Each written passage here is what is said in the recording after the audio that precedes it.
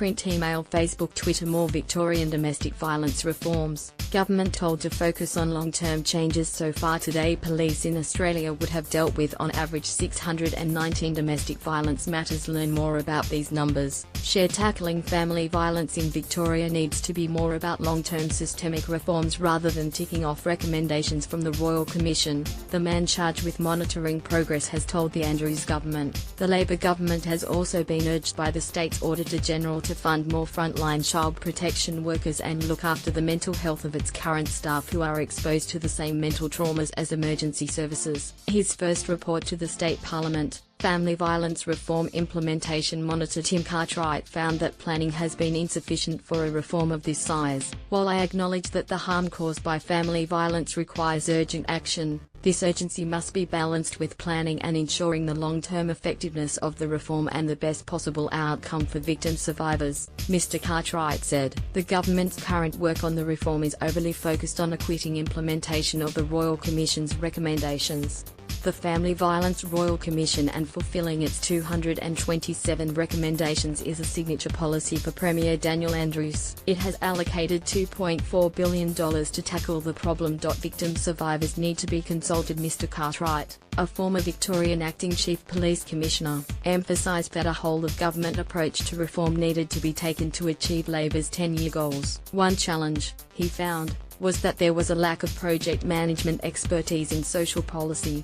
Taking a non-systemic approach is unlikely to achieve the Royal Commission's vision or the vision in the Victorian Government's 10-year plan, Ending Family Violence, Victoria's Plan for Change, he said. In response to the report, Special Minister of State Gavin Jennings highlighted 63 recommendations had been completed and that by the end of the year 70% should be finished. Opposition Prevention of Family Violence spokeswoman Georgie Crozier said the report showed that Labor was mismanaging the important reform. Victoria's protectors struggling. Meanwhile, frontline child protection staff are exposed to the same workplace mental stresses as police and paramedics but are not given the same level of employer support, Victorian Auditor-General Andrew Greaves has found.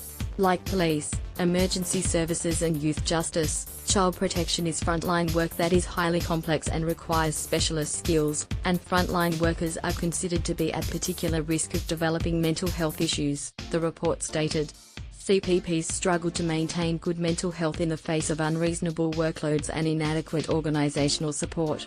In June last year, the state had 1,933 child protection workers, which the report found was not enough to cope with rising demand for their services. There was a 121% increase in child protection reports between 2009 and 2016, resulting in a 42% increase in CPP's average allocated caseloads in that same period. CPP's workload included long and unpredictable working hours, exposure to trauma, violence and death, and high professional expectations. Minister for Families and Children Jenny Mikakos said Labor had funded more than 600 extra staff since 2014. Our child protection staff work on the front line every day to keep the community safe, much like our police or paramedics. That's why we've made record investments to support them and improve the system, Ms. Mikakos said. Ms. Crozier said the government's failure in child protection services was impacting on youth crime.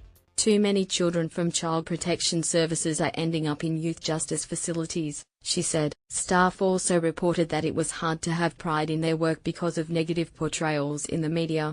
CPSU Secretary Karen Batt said workloads had been an issue for the union's members for some time, with staff turnover a major problem. The community should acknowledge the professionalism of the staff who should not be demeaned or second-guessed, as they have the interests of the child foremost in their minds.